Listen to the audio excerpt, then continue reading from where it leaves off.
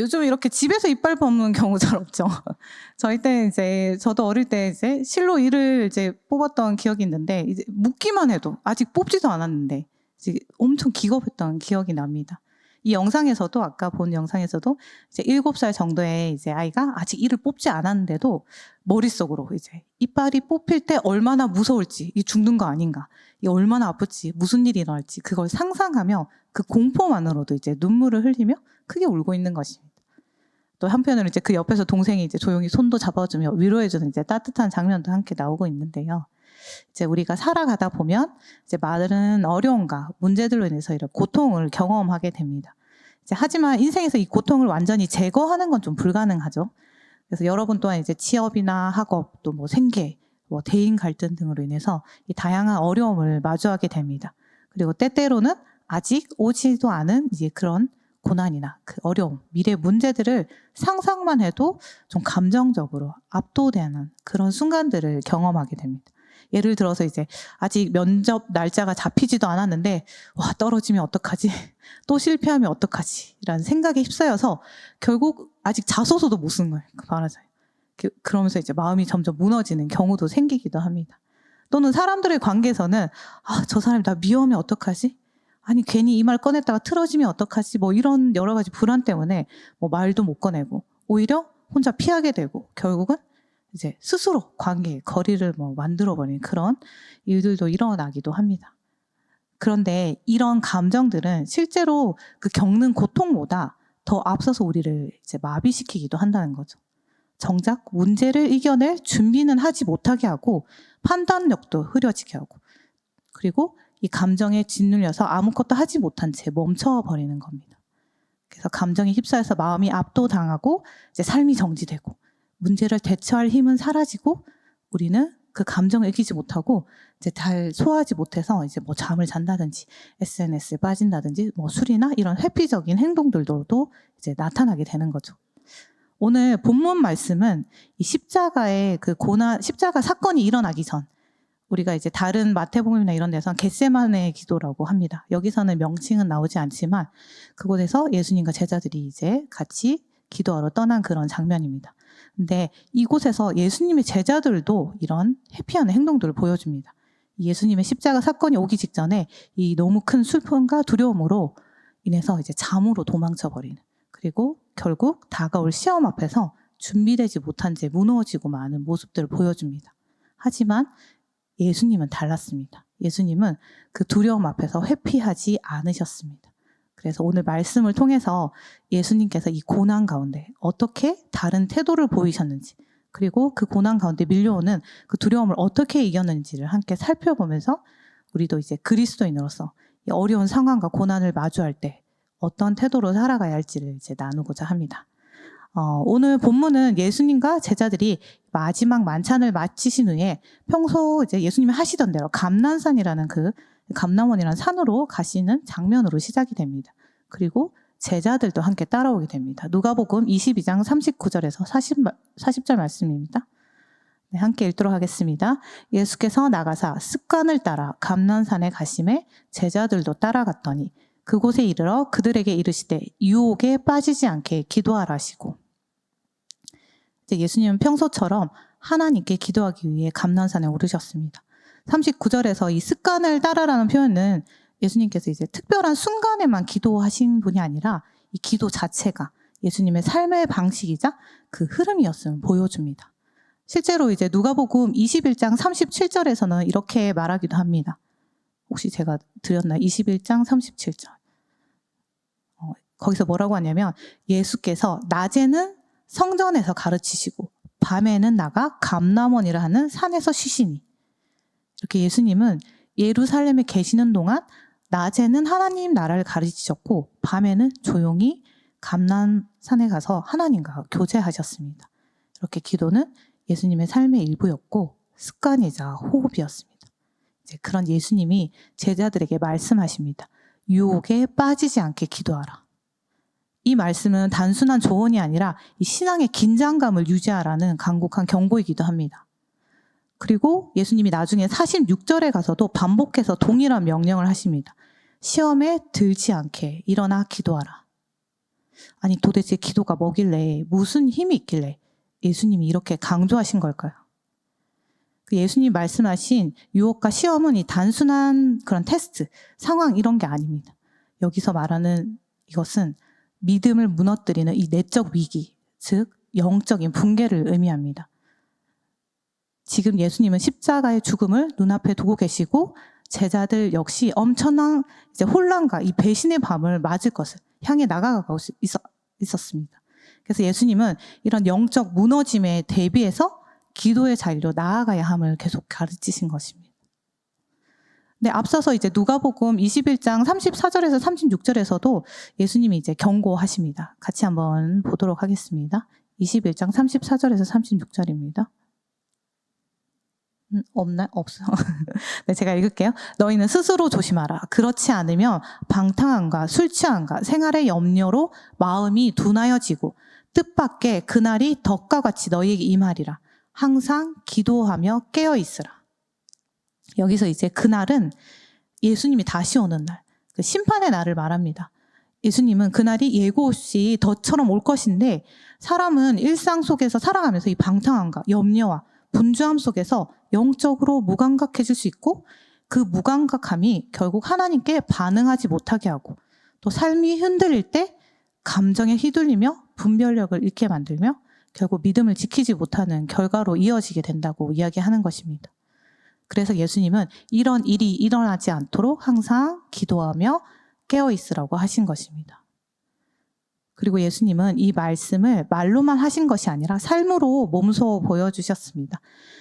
누가복음 22장 41절 말씀입니다. 같이 읽을게요.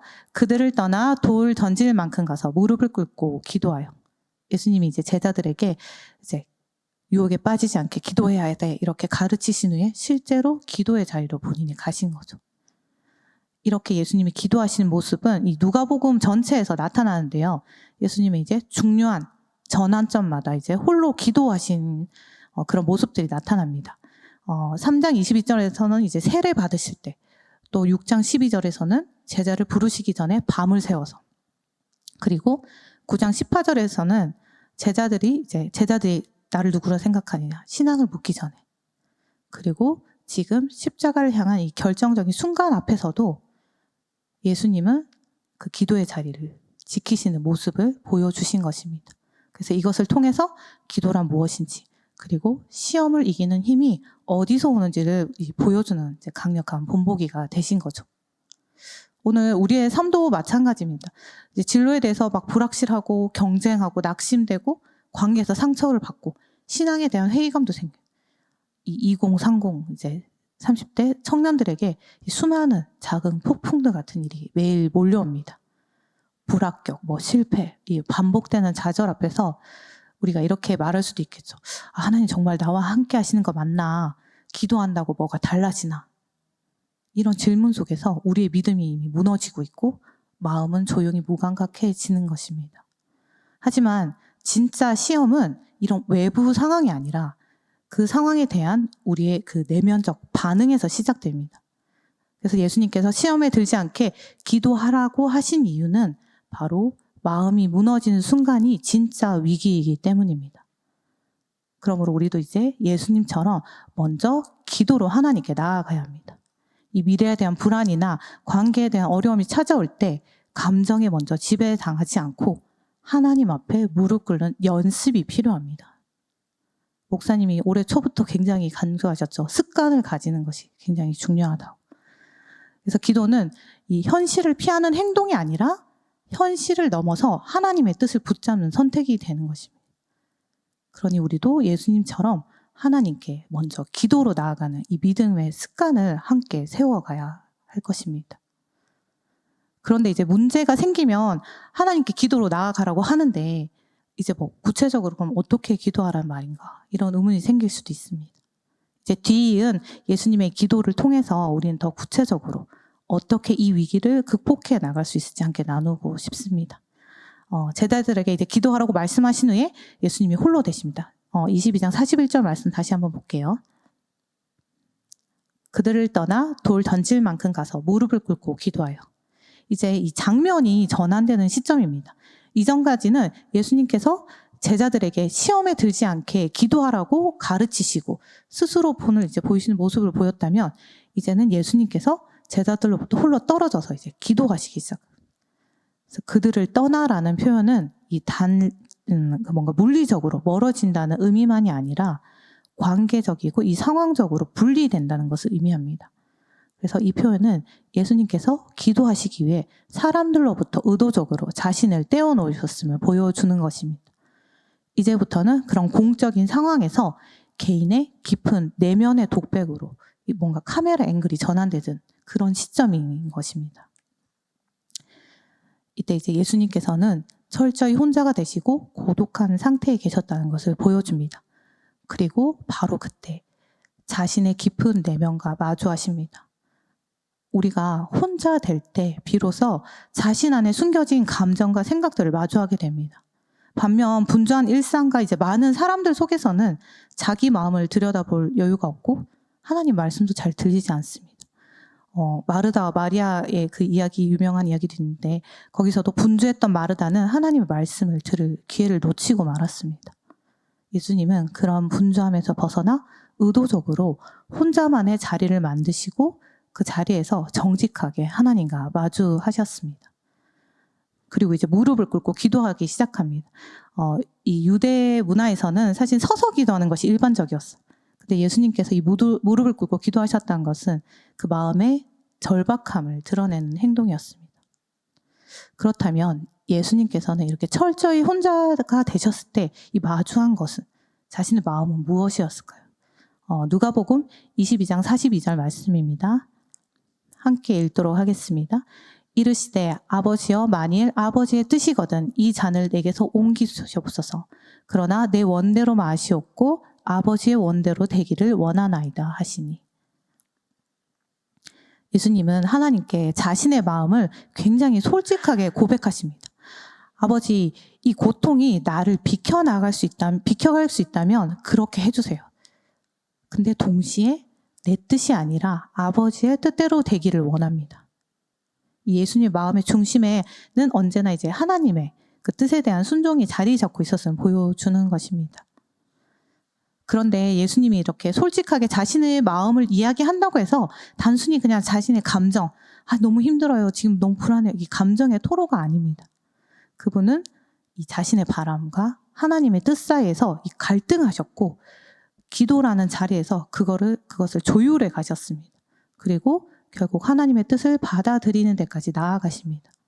바로 그 순간 하나님은 예수님께 힘을 주셨습니다. 그래서 이 장면은 기도를 통해 자신의 감정과 하나님의 뜻을 함께 놓고 씨름하며 그 가운데 하나님의 도우심을 경험하는 장면인 것입니다. 그렇다면 아까부터 말한 예수님이 가장 두려워한 거, 뭘 가장 두려워하셨길래 이렇게 기도하셨을까요? 이 질문에 대해서 마태복음 27장 46절을 통해서 좀 더 이해해 볼 수 있을 것 같습니다. 네, 마태복음 27장 46절입니다. 거기에 예수님께서 이제 십자가에 달리시고 돌아가기 전에 하신 말씀이 있습니다.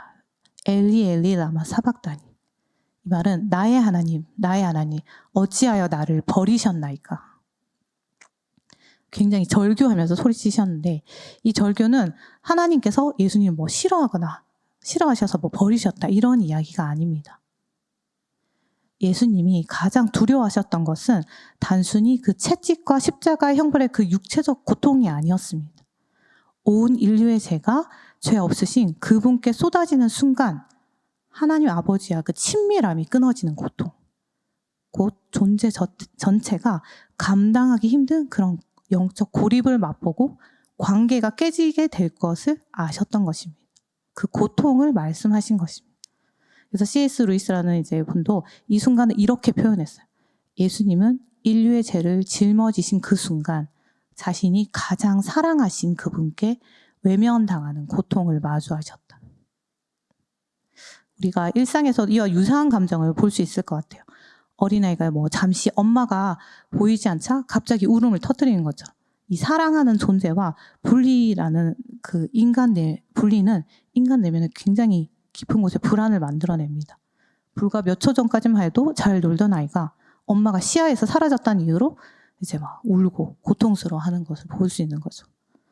특히 이 부모로부터 외면당한 아이가 받는 고통은 단순한 외로움을 넘어선다고 합니다. 사랑받아야 할 존재에게서 무시당하거나 거절당했을 때 아이는 나는 사랑받을 자격이 없는 사람인가라는 깊은 혼란과 정체성의 그런 흔들림을 겪게 되는 것입니다. 이 세상에서 가장 신뢰해야 할 존재로부터의 외면은 사람을 가장 깊이 무너뜨릴 수 있는 그 고통인 것입니다. 그래서 죄 없으신 예수님께서 온 인류의 죄를 짊어지신 결과 가장 친밀했던 하나님 아버지로부터 철저히 외면당하시는 경험을 하신 것입니다. 그것은 단지 육체의 고통을 넘어서 이 관계의 단절로 인한 자신의 정체성의 붕괴 같은 그런 심리적인 고통이었습니다. 그리고 그 고통을 예수님은 우리를 대신해서 감당하셨습니다. 우리를 살리시기 위해 우리를 대신하여 스스로 버림받는 길을 택하신 것입니다. 그런데 여기서 오늘 우리가 주목해야 할 것은 예수님께서 이러한 두려움을 하나님 앞에서 숨기지 않으셨다는 것입니다. 오히려 솔직하게 말씀드리며 자신의 감정을 있는 그대로 드러내십니다. 이렇게 어떤 일이 십자가에서 일어나지 않으셨기에 아버지 만약 다른 길이 있다면 이 고통이 나를 비켜나가게 해주세요. 사실 저는 이 고통을 좀 피하고 싶습니다. 누구든 고통의 순간을 피하고 싶은 것이 당연합니다. 예수님도 그러셨지만 하지만 마음을 감추지 않으셨어요. 가장 깊은 감정과 고통을 하나님 앞에 그대로 가져오셨습니다. 그리고 누가복음 22장 43절에서 44절부터 44절에서는 그 이후 장면이 이어집니다. 함께 읽도록 하겠습니다. 천사가 하늘로부터 예수께 나타나 힘을 더하더라. 예수께서 힘쓰고 애써 더욱 간절히 기도하시니 땀이 땅에 떨어지는 핏방울 같이 되더라. 예수님의 기도는 자신의 감정을 드러내는 것에서 멈추지 않았습니다. 그 정직한 가운데 하나님께서는 천사를 보내 힘을 더하셨어요.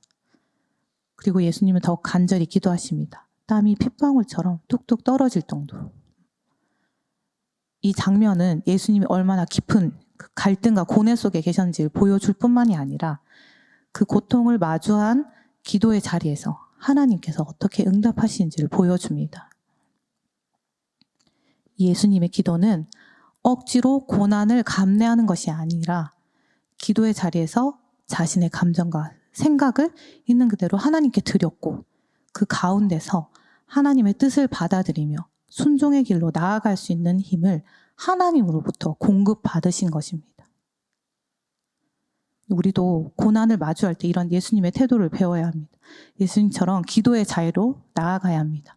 외면하거나 도망치는 것이 아니라 혼자 있는 시간을 통해 내면을 돌아보고 정직하게 하나님 앞에 나아가야 합니다. 근데 여기서 중요한 것은 형식적인 기도가 아닌 진심을 담은 기도라는 점입니다. 우리가 가끔 밥 먹을 때 감사합니다 하고 식사 기도 같이 마음을 드릴 때도 있지만 되게 형식적일 때도 있는 거죠. 기도는 이런 종교적인 의무나 반복된 문장을 읊는 것이 아니라 내 감정과 생각을 그대로 하나님께 내어드리는 것입니다. 많은 청년들이 기도가 어렵다는 걸 많이 느껴요. 그리고 기도를 시키면 되게 이렇게 벌벌 떨는 경우가 있잖아요. 못해요 이렇게. 하지만 기도가 어려운 것이 아닙니다. 거창한 문장이나 멋진 표현이 필요한 것이 아닙니다. 마태복음 6장 7절에서도 또 기도할 때 이방인과 같이 중언부언하지 말라고 하십니다. 기도는 누가 말을 잘하나 사람들에게 보여주는 것이 아니라 하나님이 우리의 진짜 마음을 보고 계십니다. 단지 그냥 하나님 앞에서 하나님 저 너무 지쳤어요. 그냥 요즘 너무 막막해요. 잘 모르겠어요. 도와주세요. 심지어 이제 분하고 화나고 억울한 마음들이 있다면 저 너무 화나고 그 사람 너무 미워요. 직장 동료 너무 괴롭히는데 정말 못 살겠어요. 없어져 버렸으면 좋겠어요. 솔직한 마음들을 꺼내는 것이 바로 기도라고 생각합니다. 그리고 사실 너무 힘들 때는 말할 힘도 안 나죠. 그때도 그냥 그 솔직한 마음을 가지고 하나님 앞에 앉으십시오. 포장된 언어가 아니라 진짜 마음을 담아서 하나님, 이게 지금 제 솔직한 마음이에요. 하지만 하나님 원하시는 거 무엇인지 알려주세요. 그럴 때 하나님이 내가 너에게 힘을 줄게 하고 말씀하십니다. 그럼 여러분, 기도가 어렵지 않습니다. 내 속마음을 그저 하나님 앞에 꺼내놓는 것, 그것이 기도의 시작입니다. 그리고 하나님께서 우리에게도 감당할 힘을 주십니다. 그것이 바로 예수님이 보여주신 기도의 본인 것입니다. 그런데 이제 오늘 이야기가 여기서 끝나지 않습니다. 하나님은 오늘 말씀을 통해서 고난 앞에서 기도하는 것과 하지 않는 자의 모습이 어떻게 다른지, 그리고 어떤 결과를 불러오는지를 이제 뒤이어서 보여주십니다. 누가복음 22장 45절에서 46절 말씀입니다. 함께 읽도록 하겠습니다. 기도 후에 일어나 제자들에게 가서 슬픔으로 인하여 잠든 것을 보시고 이르시되 어찌하여 자느냐, 시험에 들지 않게 일어나 기도하라 하시니라. 예수님께서 그렇게 시험에 들지 않게 기도하라고 가르쳤는데 돌아와 보니까 제자들이 기도하지 않고 잠들어 있었습니다. 예수님은 다가올 십자가의 고난을 앞두고 하나님께 간절히 기도하며 자신의 감정을 숨기지 않고 오히려 기도를 통해 정직하게 마주하셨지만 반면 제자들은 슬픔으로 인하여 잠들었습니다. 근데 이 슬프다는 게 슬퍼서 잠들었다는 게 단순히 막 슬퍼하다가 피곤해서 잠든 것이 아니라 슬픔이 원인이 되어서 감정적으로 무너졌다는 것입니다. 제자들은 이제 예수님이 기도하러 직전까지 이제 바로 직전까지 예수님으로부터 내가 이제 곧 잡힐 것이고 고난을 당할 것이고 죽을 것이고 계속해서 이제 이야기를 하셔서 그걸 들었어요. 그리고 마지막 만찬 자리에서는 너희 중 누군가 하나가 나를 팔 것이다 라는 충격적인 이야기도 들었습니다. 그리고 베드로는 너는 나를 3번 부인할 거야 이런 말도 들었습니다. 하지만 절대 그러지 않을 것이라고 저번에도 같이 나눴지만 이야기했죠. 그리고 그런 상황이 어떤 것인지 감이 오지도 않았습니다. 하지만 마음속에서는 설명할 수 없는 이 무거움과 불안, 그리고 슬픔이 쌓여가고 있었던 것입니다. 그리고 이제 곧 예수님이 말씀하실 일들이 닥칠 것임을 직감적으로 알기 시작했습니다. 그래서 감정적으로 굉장히 소진되어 버린 채 슬픔을 감당하지 못하고 무기력해진 것입니다. 다시 말하면 이 현실을 받아들이고 싶지 않아 차라리 그냥 자고 일어나면 괜찮겠지 라는 회피의 방식으로 감정을 처리하려 한 것입니다. 한 신학자는 이런 제자들의 모습을 보고 깊은 슬픔이 내면을 마비시키는 정신적 탈진 상태를 일으켰다고 이렇게 이야기하기도 합니다. 고통을 하기보다 피하려는 것은 사실 그 인류가 가진 오래된 본능 중에 하나이기도 합니다. 하지만 예수님의 모습은 달랐던 거죠. 예수님은 고통 앞에서 느낀 감정들의 이 마비되기보다 기도의 자리로 가지고 가셨고, 하지만 제자들은 고통 앞에서 감정에 눌려 잠이 들고 말았던 것입니다. 그래서 그 결과는 어땠나요? 예수님은 고난을 피하고 싶었지만 그 하나님 뜻을 따를 힘을 기도로 받으셨고 십자가의 죽음을 통해서 마침내 승리하셨습니다. 하지만 제자들은 예수님 붙잡히시고 십자가에 매달릴 때 예수님을 부인하며 흩어지고 말았습니다. 여러분, 오늘 말씀은 겉으로 보기에는 그냥 습관처럼 예수님이 기도하신 장면 중 하나처럼 보일 수 있습니다. 아무런 기적도 일어나지 않았고 누군가를 향해 선포하신 말씀도 없습니다. 그저 예수님이 제자들과 거리를 두고 한 자리에서 조용히 무릎 꿇고 기도하시다 다시 제자들에게 돌아오시는 모습, 어찌 보면 아주 정적인 순간인 것입니다. 하지만 이 장면은 예수님이 십자가를 향한 그 마지막 길목에서 하나님을 전적으로 신뢰하며 걸음을 내딛는 가장 인간적인 순간이기도 합니다. 죄 없으신 예수님께서 우리를 살리시기 위해 사람들로부터의 억울함도, 수모도, 사랑하는 아버지로부터의 철저히 끊어지는 그 고통까지도 묵묵히 견디기로 결정하신 장면입니다. 그리고 그 안에서 예수님께서 보여주신 이 기도는 단지 형식적인 행위가 아니라 고난을 마주한 한 분이 얼마나 정직하게 자신의 감정을 하나님께 드렸는지를 보여줍니다. 그리고 그 자리에서 하나님은 예수님께 힘을 주셨고 예수님은 하나님의 뜻에 순종할 수 있는 용기를 얻게 되신 것입니다. 그리고 그 결과 우리를 살리셨습니다. 그러니 우리도 삶에서 어려움이 올 때 기도로 하나님께 나아가야 합니다. 그리고 그 기도는 포장된 그런 문장이나 형식이 아니라 하나님 그냥 너무 힘들어요. 도와주세요. 이런 진짜 마음을 드리는 기도면 충분합니다. 하나님은 그런 우리의 솔직한 기도를 들으시고 처음 본 영상에서처럼 동생이 두려워하는 언니의 손을 꼭 잡아준 것처럼 하나님은 오늘도 우리의 마음에 위로와 힘을 주십니다. 그래서 여러분, 고난 앞에서 무너지는 대신 예수님처럼 기도하십시오. 감정에 지지 말고 정직하게 그 마음을 하나님께 드리십시오. 그렇다고 문제 상황이나 어려운 상황들이 사라지지 않을 때가 더 많을 것입니다. 하지만 그렇게 기도하는 사람에게 하나님은 반드시 함께 하시며 그 고난을 지나갈 수 있는 힘을 주실 것입니다. 그리고 꼭 기억하시기 바랍니다. 예수님은 우리를 살리시기 위해 사랑하는 하나님 아버지와의 단절이라는 가장 깊은 고통을 홀로 견디셨습니다. 그 이유는 단 하나였습니다. 바로 여러분을, 저를, 우리를 사랑하시기 때문입니다. 이번 고난 주간을 맞아서 이러한 예수님의 희생을 우리가 다시 생각하고 묵상하면서 여러분을 향한 그 하나님의 마음을, 그 기쁨을 더 이해하며 경험하는 시간이 되시기를 예수님의 이름으로 축복합니다.